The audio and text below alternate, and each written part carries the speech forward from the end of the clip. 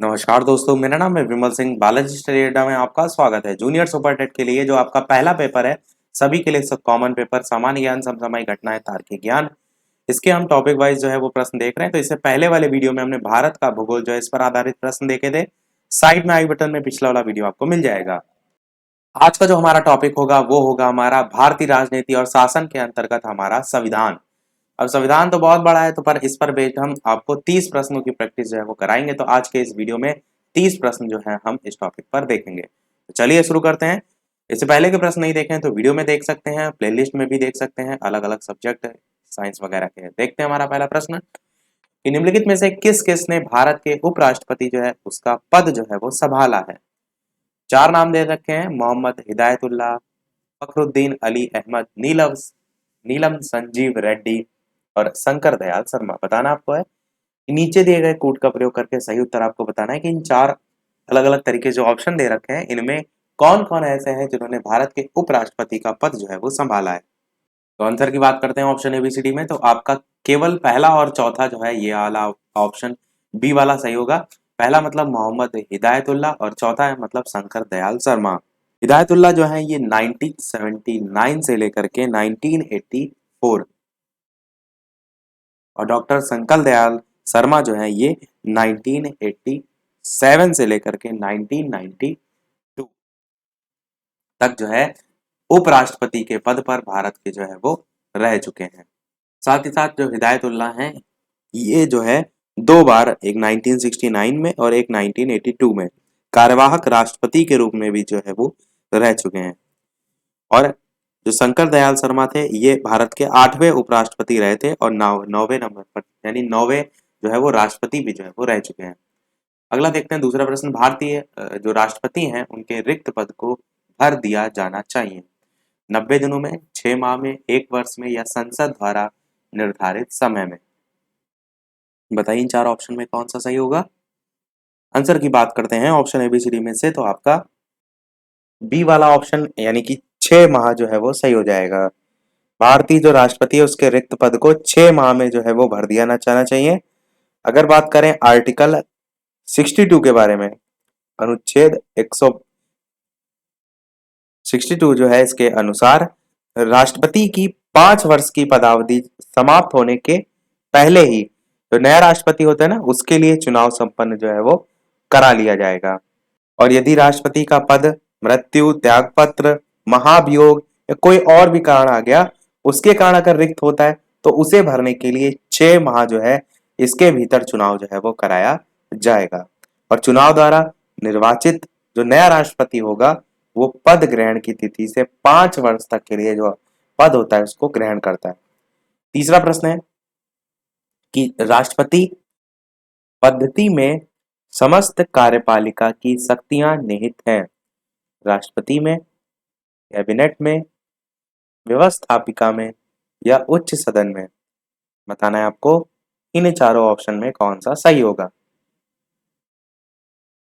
Answer की बात करते हैं ऑप्शन एबीसीडी में से, तो आपका पहला ही ऑप्शन बिल्कुल सही हो जाएगा।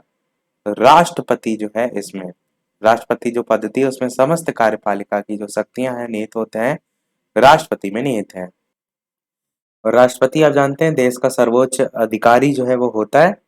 और राष्ट्रपति पद्धति जो यहाँ पर प्रश्न में पूछा गया है ये एक गणतंत्र प्रणाली होती है जिसमें राष्ट्रपति जो है उसको जनता द्वारा प्रत्यक्ष रूप से जो है वो चुना जाता है।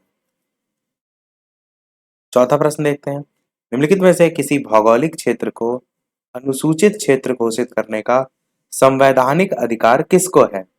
कोई भी अगर कोई भौगोलिक क्षेत्र है और उसको अगर अनुसूचित क्षेत्र घोषित करना तो ये संवैधानिक अधिकार किसको दिया गया है।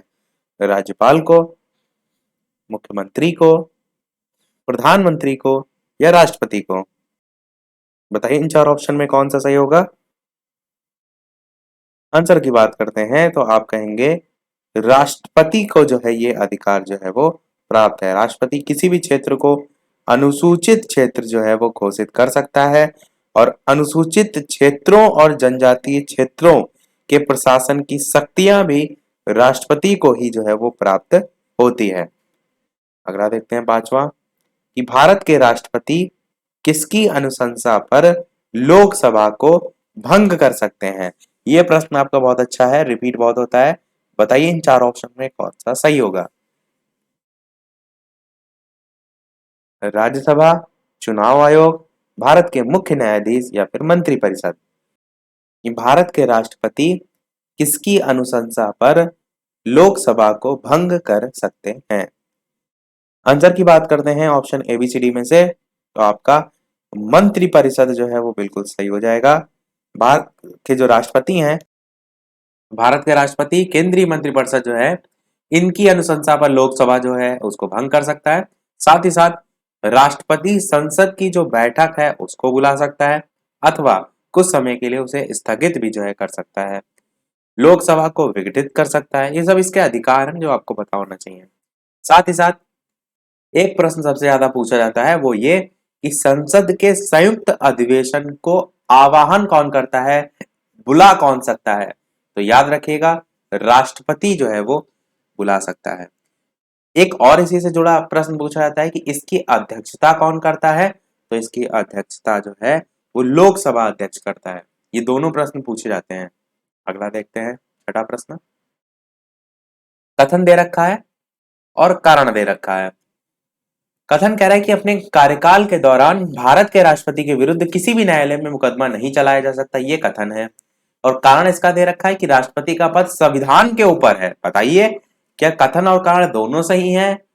और एक वो उसको स्पष्ट कर रहा है, एक नहीं कर रहा है, एक सही दूसरा गलत, दूसरा सही पहला गलत, ऐसे करके चार ऑप्शन दे रखे हैं।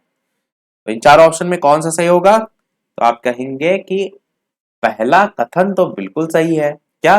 कि राष्ट्रपति के विरुद्ध किसी भी न्यायालय में कोई मुकदमा नहीं चलाया जा सकता, ये इसके पास शक्ति होती है। पर कारण जो इसका दे रखा है वो बिल्कुल गलत है कि राष्ट्रपति का पद संविधान के ऊपर होता है, तो ऐसा बिल्कुल नहीं है। तो सी वाला आपका ऑप्शन सही होगा कि कथन तो सही है पर कारण जो है इसका गलत है। सातवां देखते हैं कि श्रीमती प्रतिभा पाटिल का भारतीय गणतंत्र के राष्ट्रपति के रूप में क्रम जो है वो क्या है?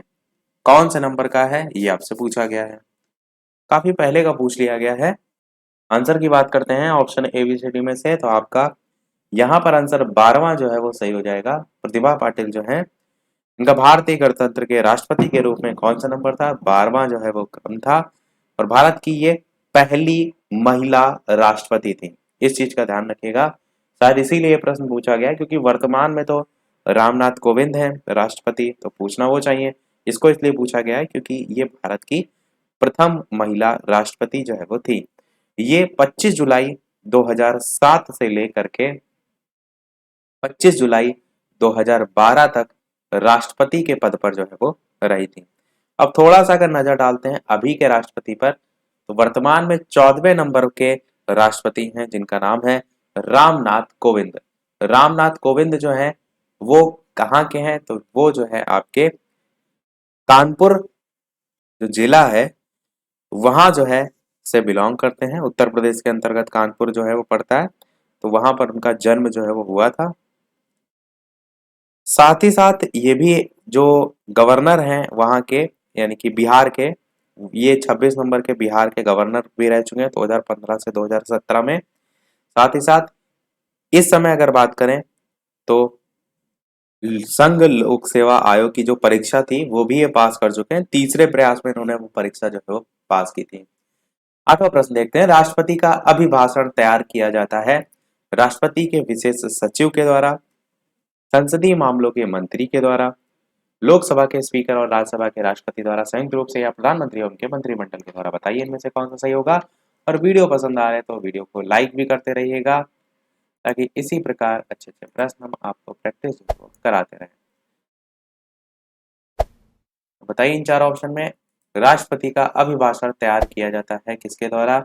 आंसर की बात करते हैं तो आप कहेंगे प्रधानमंत्री और उनके मंत्रिमंडल जो है, ये वाला ऑप्शन सही हो जाएगा। आर्टिकल अगर 87 की बात करें तो इसके तहत राष्ट्रपति जो है उसका अभिभाषण होता है, और राष्ट्रपति लोकसभा के प्रत्येक आम चुनाव के बाद जो पहला सत्र होता है उसके आरंभ में, और प्रत्येक वर्ष जो पहला सत्र होता है उसके आरंभ में संसद के दोनों सदनों की संयुक्त बैठक को संबोधित करता है। राष्ट्रपति का अभिभाषण ध्यान रखिएगा, प्रधानमंत्री और उनके मंत्रिमंडल जो है उनके द्वारा जो है वो तैयार किया जाता है। नवा प्रश्न देखते हैं, निम्नलिखित में से कौन सा उपराष्ट्रपति राष्ट्रपति नहीं नियुक्त हुआ था? चार नाम दे रखे हैं, बताइए इनमें से कौन सा सही होगा? Justice Mohammad Hidayatullah, R Venkataraman, Krishnakant, doctor Zakir Hussain. Answer की बात करते हैं तो आपका कृष्णकांत जो है वो सही हो जाएगा। उपराष्ट्रपति कृष्णकांत जो है ये रह चुके हैं, ये राष्ट्रपति जो है वो नियुक्त नहीं हुए थे, तो सी वाला आपका ऑप्शन जो है वो सही हो जाएगा। अगला देखते हैं 10वां प्रश्न कि भारत के प्रथम 3 राष्ट्रपति जो हैं उनका समय के अनुसार क्रम आपको बताना है। अब ए ऑप्शन ये दे रखा है, बी ये दे रखा है, और इन्हीं दोनों में से ये आंसर है, सी डी देखने की भी आवश्यकता नहीं है। तो बताइए ए या बी में से कौन सा सही होगा? आंसर की बात करते हैं तो सबसे पहले थे डॉक्टर राजेंद्र प्रसाद, दोनों में ही है। राजेंद्र प्रसाद 26 जनवरी 1950 से लेकर के 13 मई 1962 तक जो है वो रहे थे राष्ट्रपति के पद पर। फिर आया नंबर किसका? तो डॉक्टर एस राधा कृष्णन का। तो आंसर तो आपका बी वाला जो है वो सही हो जाएगा। राधा कृष्णन जो है ये रहे थे 13 मई 1962 से लेकर 13 मई 1967 तक। डॉक्टर जाकिर हुसैन भी रहे थे 13 मई 1967 से लेकर के 13 मई 1969 तक। तो ये इनका समय था, याद रख सकते हैं ताकि कैसे भी प्रश्न पूछा जाए आप कर लेंगे। 11 नंबर प्रश्न है, भारत के निम्न राष्ट्रपति निर्विरोध चुने गए इनमें से कौन से हैं? ये भी प्रश्न बहुत ही फेवरेट है, बताइए इन चारों ऑप्शन में कौन सा सही होगा? आंसर की बात कर लेते हैं option A B C D में से, तो आपका पहला ही ऑप्शन नीलम संजीव रेड्डी बिल्कुल सही हो जाएगा। ये सर्वसम्मति से निर्विरोध भारत के राष्ट्रपति जो है वो चुने गए थे। कौन से नंबर के थे? तो भारत के छठे जो है वो राष्ट्रपति थे। इनका कार्यकाल 1977 से लेकर के 1982 तक जो है वो चला था, और ये भारत के पहले गैर कांग्रेसी राष्ट्रपति जो है वो थे। साथ ही साथ नीलम संजीव रेड्डी राष्ट्रपति बनने से पहले लोकसभा के अध्यक्ष भी जो है वो रहे थे। 12 नंबर प्रश्न है आपका कि राष्ट्रपति की मृत्यु होने या फिर इस्तीफा देने पर राष्ट्रपति कार्यालय के कार्यभार का पालन उपराष्ट्रपति कब तक करेंगे? बताइए चार ऑप्शन में कौन सा सही होगा? आंसर की बात करते हैं तो आप कहेंगे अधिकतम 6 महीने की अवधि जो है वो बिल्कुल सही हो जाएगा। अभी ऊपर एक प्रश्न आया तो वहां पर ये चीज मैंने आपको बताई भी थी। देखते हैं प्रश्न नंबर 13 कि किस अनुच्छेद के तहत सर्वोच्च न्यायालय से राष्ट्रपति परामर्श मांग सकता है? बताइए 137, अनुच्छेद 143, 136, 144। इन चार ऑप्शन में कौन सा अनुच्छेद सही होगा? आंसर की बात करते हैं तो बी वाला ऑप्शन आर्टिकल 143 जो है वो सही हो जाएगा। 143 जो अनुच्छेद है इसके तहत राष्ट्रपति सर्वोच्च न्यायालय से परामर्श मांग सकता है, और राष्ट्रपति को उच्चतम न्यायालय से परामर्श मांगने का अधिकार भी इसी के तहत जो है वो दिया गया है। 14 नंबर प्रश्न है कि युद्ध की घोषणा या फिर शांति का फैसला करने में कानूनी रूप से सक्षम जो है वो कौन है? राष्ट्रपति है, संसद है, मंत्रिपरिषद है, या प्रधानमंत्री है? आंसर की बात करते हैं तो आपका राष्ट्रपति जो है वो बिल्कुल सही हो जाएगा। राष्ट्रपति को ये अधिकार जो है वो प्राप्त है, और अनुच्छेद 53(2) इस टाइप से लिखते हैं ना, 53 और ब्रैकेट में 2, तो इसके अनुसार राष्ट्रपति को युद्ध घोषित करने और शांति स्थापित करने की शक्ति जो है वो प्राप्त है। अनुच्छेद अगला प्रश्न जो है वो 15 कह रहा है कि भारत के राष्ट्रपति का जो चुनाव है वो किस प्रकार का होता है? केवल राज्यसभा के सदस्यों द्वारा, संसद के दोनों सदनों के सम्मिलित सत्र में, सीधे जनता द्वारा, या इनमें से कोई नहीं? आंसर की बात करते हैं option A B C D में से, तो आप कहेंगे डी वाला ऑप्शन इनमें से कोई नहीं सही होगा, क्योंकि राष्ट्रपति का जो चुनाव है वो अप्रत्यक्ष निर्वाचन प्रणाली के द्वारा जो है वो होता है। अनुच्छेद 55 क्या कहता है कि राष्ट्रपति के निर्वाचन जो है उसका जो चुनाव होता है या राष्ट्रपति का जो निर्वाचन होता है वो आनुपातिक प्रतिनिधित्व पद्धति के अनुसार एकल संक्रमणीय मत प्रणाली के द्वारा होता है। बहुत पूछा जाता है ये। आनुपातिक प्रतिनिधित्व पद्धति के अनुसार एकल संक्रमणीय मत प्रणाली के द्वारा होता है। और राष्ट्रपति का जो चुनाव होता है वो गुप्त मतदान के अंतर्गत जो है वो आता है। अगर आर्टिकल की बात करें तो अनुच्छेद 54 जो है उसके अंतर्गत राष्ट्रपति के निर्वाचक मंडल में संसद के दोनों सदनों के निर्वाचित सदस्य और राज्यों की विधानसभाओं के निर्वाचित सदस्य जो है वो होते हैं। 16 नंबर प्रश्न है कि राष्ट्रपति के चुनाव में भाग लेने वाले निर्वाचक मंडल में होते हैं। अभी जो मैंने बताया ना आर्टिकल उससे रिलेटेड, बस वही यहाँ पर पूछा गया है। बताइए इन चार ऑप्शन में कौन सा सही होगा। आंसर की बात करते हैं तो सी वाला ऑप्शन सही होगा कि लोकसभा, राज्यसभा और सभी राज्यों के विधानसभा के निर्वाचित सदस्य जो है वो होते हैं। और यही मैंने बताया किस आर्टिकल में आता है, आर्टिकल 54 में जो है वो आता है। 17 नंबर प्रश्न है कि भारत के राष्ट्रपति द्वारा निम्नलिखित में से कौन सा कार्य नहीं किया जाता है। बताइए कौन सा कार्य राष्ट्रपति नहीं करता है। आंसर की बात करते हैं तो आपका राज्यसभा को विघटित करना जो है ये कार्य नहीं करता है। भारत के राष्ट्रपति द्वारा राज्यसभा को विघटित जो है वो नहीं किया जा सकता। क्यों? क्योंकि राज्यसभा आपका एक स्थायी सदन होता है और इसमें प्रत्येक दूसरे वर्ष इसके 1/3 सदस्य जो होते हैं वो सेवानिवृत्त हो जाते हैं। ये भी आपको पता होगा। अगला देखते हैं 18 प्रश्न। मृत्यु दंड के मामले में क्षमा देने का अधिकार किसे प्राप्त है और किस आर्टिकल के तहत है, ये भी पूछ लिया जाता है। बताइए इन चार ऑप्शन में कौन सा सही होगा। आंसर की बात करते हैं तो राष्ट्रपति को यह अधिकार जो है वो प्राप्त है। किस अनुच्छेद के तहत? तो अनुच्छेद 7(2) के तहत प्राप्त है। ऐसे ट्रिक से भी जोड़ सकते हैं। 7(2) यानी 7 और 2 यानी कि 7(2). तो किसी को मृत्युदंड दिया जा रहा है तो वो क्या मांगेगा कि कोई मुझे 7 दो, मुझे हेल्प चाहिए, तो उस मृत्युदंड से ही इसे जोड़कर याद रख सकते हैं। 19 नंबर प्रश्न है कि पॉकेट वीटो में भारत के राष्ट्रपति किसी विधेयक को कितने समय के लिए अपने पास रख सकते हैं। आंसर की बात करते हैं ऑप्शन एबीसीडी में तो अनिश्चित काल के लिए बिल्कुल सही हो जाएगा। पॉकेट वीटो के संदर्भ में राष्ट्रपति ना तो विधेयक का समर्थन करता है ना ही अस्वीकार करता है और वह इसे लौटाता भी नहीं है, बल्कि अनिश्चित काल के लिए विधेयक को विचाराधीन के रूप में जो है वो रख सकता है। एक प्रश्न ये भी पूछा जाता है कि पॉकेट वीटो का यूज करने वाले राष्ट्रपति कौन थे। तो ये प्रश्न भी बहुत अच्छा है, ध्यान रखिएगा। 1986 में एक राष्ट्रपति थे जिनका नाम था जैल सिंह। ये ऐसे राष्ट्रपति थे जिन्होंने भारतीय डाक विभाग, किसके संदर्भ में? भारतीय डाक विभाग संशोधन विधेयक था, उसके संदर्भ में पॉकेट वीटो का यूज जो है वो किया था। तो ध्यान रखिएगा, महत्वपूर्ण पॉइंट है। अगला देखते हैं 20 नंबर प्रश्न कि 42वें संविधान संशोधन द्वारा प्रस्तावना में निम्नलिखित में से कौन सा शब्द जो है वो जोड़ा गया है। लोकतांत्रिक जोड़ा गया है, न्याय जोड़ा गया है, समाजवाद या फिर राजनीतिक। बताइए इन चार ऑप्शन में कौन सा सही होगा। आंसर की बात करते हैं तो आपका समाजवाद बिल्कुल सही हो जाएगा। 42वें संविधान संशोधन द्वारा प्रस्तावना में जो शब्द जोड़ा गया है उसका नाम है समाजवाद।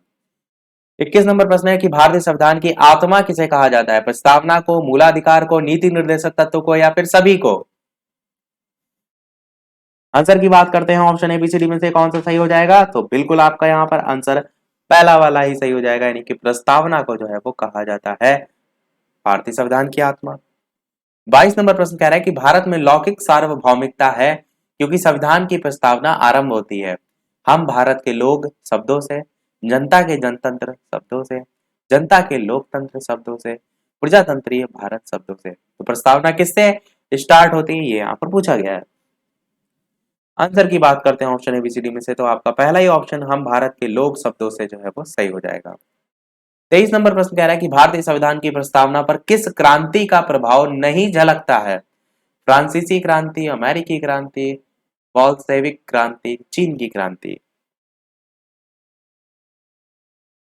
आंसर की बात करते हैं ऑप्शन एबीसीडी में, तो चीन की क्रांति आपका 1912 वाला बिल्कुल सही हो जाएगा, क्योंकि भारतीय संविधान की प्रस्तावना से संबंधित या उसकी क्रांति से संबंधित नहीं।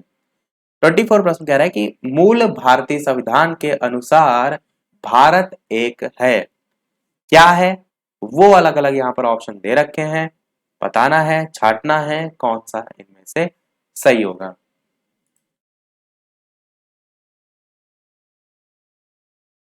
आंसर की बात करते हैं ऑप्शन एबीसीडी में से, तो आपका पहला ही ऑप्शन सही हो जाएगा, प्रभुत्व संपन्न, लोकतंत्रात्मक, गणराज्य।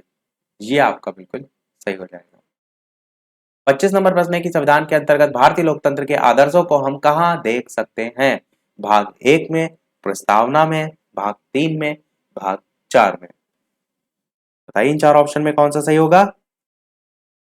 आंसर की बात करते हैं ऑप्शन एबीसीडी में से, तो आपका यहाँ पर बी वाला ऑप्शन सही हो जाएगा, यानी कि प्रस्तावना जो है आपका सही हो जाएगा। भारतीय जो लोकतंत्र है उसके आदर्शों को हम प्रस्तावना में देख सकते हैं। 26 नंबर प्रश्न है कि 42वें संविधान संशोधन अधिनियम 1976 द्वारा प्रस्तावना में किस शब्द को नहीं जोड़ा गया है? बताइए इन चार ऑप्शन में कौन सा सही होगा। पूछा गया है किस शब्द को इसमें नहीं जोड़ा गया है।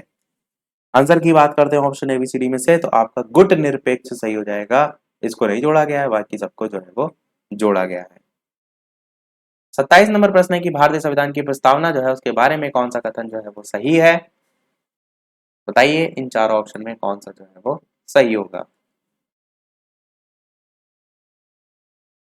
Option A, option B, option C या फिर ऑप्शन डी। उत्तर की बात करते हैं ऑप्शन एबीसीडी में से, तो आपका बी वाला ऑप्शन सही होगा, उक्त शब्द 1976 में संशोधन द्वारा जोड़े गए हैं। यही आपका बिल्कुल सही हो जाएगा, प्रस्तावना के बारे में कौन सा कथन सही है ये यहाँ पर जो है वो पूछा गया था। 28 नंबर प्रश्न आपका देखते हैं कि राष्ट्रपति संविधान के किस अनुच्छेद के अंतर्गत लोकसभा को भंग जो है वो कर सकता है?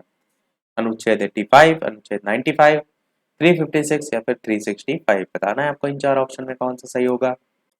बताइए इन चार ऑप्शन में से कौन सा जो है वो सही होगा। आंसर की बात करते हैं तो आपका पहला ही ऑप्शन अनुच्छेद 85 जो है वो बिल्कुल सही हो जाएगा।